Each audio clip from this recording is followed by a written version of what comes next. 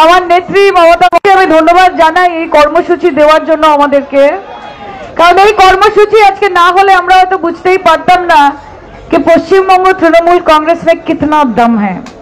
এবং পশ্চিমবঙ্গ তৃণমূল যুব কংগ্রেস প্রত্যেকে যারা এখানে রয়েছে, আমি আলাদা করে নাম বলছি না কারণ এটা তো একটা পরিবার, কিন্তু কুচবিহার থেকে কাকদ্বীপ, দার্জিলিং থেকে দীঘা, প্রত্যেক জায়গা থেকে আমাদের সহকর্মীরা, মমতা বন্দ্যোপাধ্যায়, অভিষেক বন্দ্যোপাধ্যায়ের সৈনিকরা এখানে উপস্থিত রয়েছে। আমি মন থেকে এবং করজোড়ে সকলকে ধন্যবাদ জানাই, কারণ আপনারা না থাকলে আজকের এই কর্মসূচি সত্যি সম্ভব হতো না। তাই নিজেদের জন্য একটা জোরে হাততালি হয়ে যাক।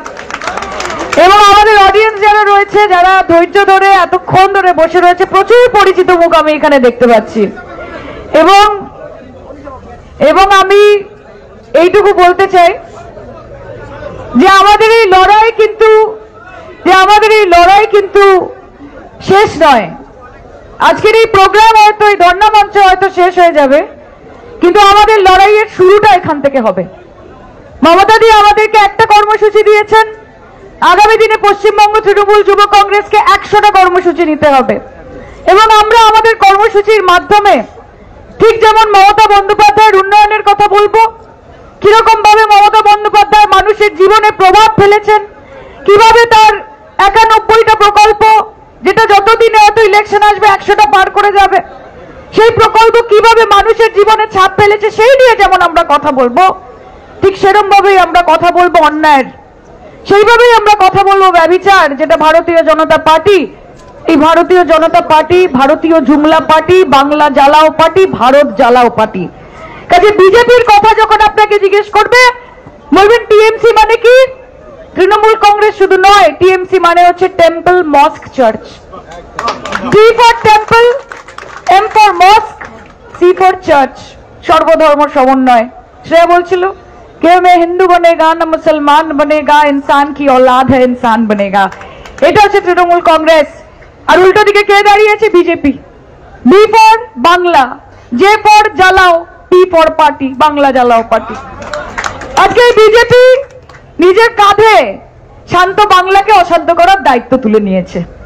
আপনারা কাঁধে যদি শান্ত বাংলাকে অশান্ত করার দায়িত্ব তোলেন, তাহলে আমাদের অভিভাবিকা, আমাদের জনগণমন অধিনায়িকা মমতা বন্দ্যোপাধ্যায়, তিনি বাংলাকে আবার শান্ত করে দেবেন। আপনাদেরকে দিয়ে কিছু আসা যায় না। একটু হিন্দিতে যদি বলি, आपको लेके ना कुछ आता है ना कुछ जाता है, अगर बंगाल को कुछ आता है तो ममता बनर्जी आता है, और बंगाल को कुछ समझ में भी आता है तो तृणमूल कांग्रेस आता है, और कुछ आता भी नहीं है, जाता भी नहीं है। আমি ভাবতে পারি না যে আমাদেরকে স্বাধীনতার 75 বছর পরে একটা এমন জায়গায় আসতে হবে যেখানে আমরা এখানে হিন্দু মুসলমান করব, যেখানে আমাদের দেশের প্রধানমন্ত্রী হিন্দু মুসলমান, ইন্ডিয়া পাকিস্তান, শ্মশান কবরস্থান করবে। কোনো উন্নয়নের কথা নেই, কোনো শিক্ষার কথা নেই, কোনো স্বাস্থ্যের কথা নেই, কোনো অগ্রগতির কথা নেই, কোনো উন্নতির কথা নেই, শুধু জাত পাত, ভেদাভেদ, হিন্দু মুসলমান, ব্রাহ্মণ কায়স্থ, এই নমশূদ্র, এই রাজবংশী, এই এখানে সে সেখানে, এই ব্রাহ্মণ, এই কায়স্থ, ডিভাইড এন্ড রুল পলিসি। এতদিন শুধু জাতপাত আর ধর্ম ছিল, এখন এসে গেছে ভাষাভাষী। এখন বাংলা ভাষা যারা বলে বাংলাভাষী, হিন্দি ভাষা যারা বলে হিন্দিভাষী, তাহলে বাংলাভাষী আর হিন্দিভাষীর মধ্যে একদম মারামারি কাটাকাটি লাগিয়ে দাও। কিন্তু এটা বাংলার মাটি, এটা দুর্জয় ঘাটি, এত সস্তা না। বাংলা দখল করবে তুমি, বাংলা দখল করবে তুমি, অত নয় সস্তা। বাংলা বাংলার মেয়েকে চায়, মমতাতেই আস্থা, এটা মাথায় রাখতে হবে। আমি দেখছিলাম যে দেখুন, আমরা বাংলা ভাষায় কত মিষ্টি মিষ্টি কথা বলি, যখন আমাদের দেখা হয় বলি কেমন আছো, সব ঠিক আছে তো, শরীর ভালো আছে, বাবা মা কেমন আছে, খুব রোগা হয়ে গেছিস তো বাবু, কি ব্যাপার, ভালো করে খাওয়া দাওয়া করছিস না, ভালো করে লড়াই করতে হবে, কিন্তু যুদ্ধ জয় করতে হবে, বিনা যুদ্ধে নাহি দিব সুচক্র মেদিনী, এটা আমাদের বাংলা ভাষা। আর বিজেপির বাংলা ভাষা হচ্ছে গালিগালা। বিজেপি যখনই বাংলা সবাই হিন্দি বলে, আর যখন বাংলা বলে শুধু গালি দেওয়ার জন্য বাংলা বলে। বাংলার গালিগুলো সব শিখে নিয়েছে। কালকে শুনেছেন তো, শুনেছেন তো, ওনার ব্যাপারে আমি সবসময় বলি যে পাগলে কি না বলে, ছাগলে কি না খায়। উন্মাদ বলেছে তার কাটা। ঠিকই বলেছে, এটা আবার চলতি বাংলা, বাংলারও তো অনেক রকম হয়। আমি উন্মাদ বলছি ও তার কাটা বলছি, এটাই বাংলার সৌন্দর্য। হ্যাঁ, এবং ওনার ক্ষেত্রে এটাই প্রযোজ্য। তা আমি এটাই বলতে চাই যে দেখুন, আমার বাবা সবসময় একটা কথা বলে যে পিপিলিকার পাখা ওঠে মরিবার তলে, যে অতিবার বেরোনা ঝড়ে পড়ে যাবে এবং বাড়তে বাড়তে বাড়তে বাড়তে আছি থেকে কখন ছিলাম হয়ে যাবে ধরতেই পারবে না, ধরতেই পারবে না। এখন আছি আছি, এরপরে ছিলাম ছিলাম হয়ে যাবে। সব বাংলাতেই বলতে হবে, বাংলাতেই বোঝাতে হবে ওদেরকে। আমরা শুনলাম নতুন একটা কথা যে বাংলা বললে নাকি বাংলাদেশ। হায় বাঙালি হায়, তুই আর বাঙালি নয়, এরকম একটা গান হয়েছিল, মনে আছে তোদের? তা এখন আমাদেরকে বিজেপির এই ক্লার্ক অমিত মালব্য, ও তো ক্লার্কই মোটামুটি, ও তো জীবনে কোনোদিন একটা ইলেকশন বোধহয় লড়েনি। ওর কাজ হচ্ছে সোশ্যাল মিডিয়াতে বসে যুদ্ধ করা। He is a Twitter warrior, social media soldier, একটা ক্লার্ক বিজেপির। সেই ক্লার্ক এখন বাংলা এবং বাঙালিকে বলবে যে বাংলা ভাষা বললে বাংলাদেশ। দাওয়াই খুব শিগগিরই পড়বে, রেডি থাকুন, রেডি থাকুন। বাংলা এবং বাঙালিকে অপমান করা, বাংলা ভাষাকে অপমান করা মানে আমার মাকে অপমান করা। আমি যেই ভাষায় মা বলেছি, যেই ভাষায় বাবা বলেছি, যেই ভাষায় দাদা বলেছি, আর যেই ভাষায় ভালোবেসে দিদি বলেছি, সেই ভাষাকে তুমি বাংলাদেশি বলবে? তা আমি বলি যে এই যে একটা নোট তো সবার পকেটে আছে, সেখানে দেখুন না, একটা 500 টাকার নোট, একটা 25 টাকার নোট, ছোট ছোট ছোট ছোট অনেকগুলো নাম, সেখানে কিন্তু ছোট্ট করে বাংলাতেও 25 টাকা 500 টাকা লেখা থাকে। তো বাংলাদেশি বলে যদি ভাষা হয়, যদি বাংলা বলে কোনো ভাষাই না হয়, তাহলে এই নোটগুলো বন্দি করে দিতে হবে, নোটবন্দি করতে হবে। তো আজকে যাদের ভোটে নরেন্দ্র মোদী জিতে এসছেন, যেই কোটি কোটি লোককে তিনি বলছেন যে এসআইআর এর মাধ্যমে আমি এখান থেকে ভারত ছাড়া করবো, তাহলে ইলেকশন আবার হোক। কারণ এরা যদি ভোটারই না হয়, এদের ভোট যদি গণ্যই না হয়, তাহলে এদের ভোটে আপনি জিতলেন কি করে ভাই? আমাদের এরকম প্রধানমন্ত্রীরও দরকার নেই। 11 বছর আপনি সরকারে রয়েছেন, আপনার কাছে বিএসএফ, আপনার কাছে সিআরপিএফ, আপনার কাছে সিআইএসএফ, আপনার কাছে যাবতীয় শক্তি, যাবতীয় ক্ষমতা, আমাদের কাছে একটা সাদা সর্টি আর হাওয়াই চটি ভরা মমতা, এই আমাদের কাছে। আর আপনার কাছে লাখ লাখ গুণ গুণ কোটি কোটি ক্ষমতা। আটকাতে পারেননি কেন এতদিন ইনফিল্ট্রেশন? ইলেকশনের আগে, বিহারের ইলেকশনের আগে, বাংলার ইলেকশনের আগে মনে পড়েছে যে এখানে তো বাংলাদেশি বসে আছে, এই বাংলাদেশিরা মমতা বন্দ্যোপাধ্যায়কে ভোট দিচ্ছে। আমি আমার স্পিচে এবার বলেছিলাম যে आप लोग बोलते हैं ना कि बॉर्डर से बांग्लादेशियों को ममता बनर्जी बंगाल में घुसाती है, तो पहलगांव में आतंकवादी को किसने घुसाया था, इसका जवाब भी आपको देना पड़ेगा नरेंद्र मोदी, इसका जवाब भी आपको देना पड़ेगा। কত ধানে কত চাল 2026-এ বাংলার মানুষ, বাঙালিরা তোমাকে বোঝাবে নরেন্দ্র মোদী। তুমি তৈরি থাকো বস, তুমি তৈরি থাকো। এবং যতই নাড়ো কলকাঠি, যতই নাড়ো কলকাঠি, 26-এর নবান্নে আমার হাওয়াই চটি, হাওয়াই চটি, হাওয়াই চটি। তোমার ক্ষমতা থাকলে তুমি আটকে দেখাও। মমতা ব্যানার্জি, অভিষেক বন্দ্যোপাধ্যায় অব্দি পৌঁছতে হবে না, তৃণমূল যুব কংগ্রেসকে আগে পেরিয়ে দেখাও। আগে তৃণমূল যুব কংগ্রেসের সৈনিকদের পেরিয়ে দেখাও, তারপরে কথা হবে।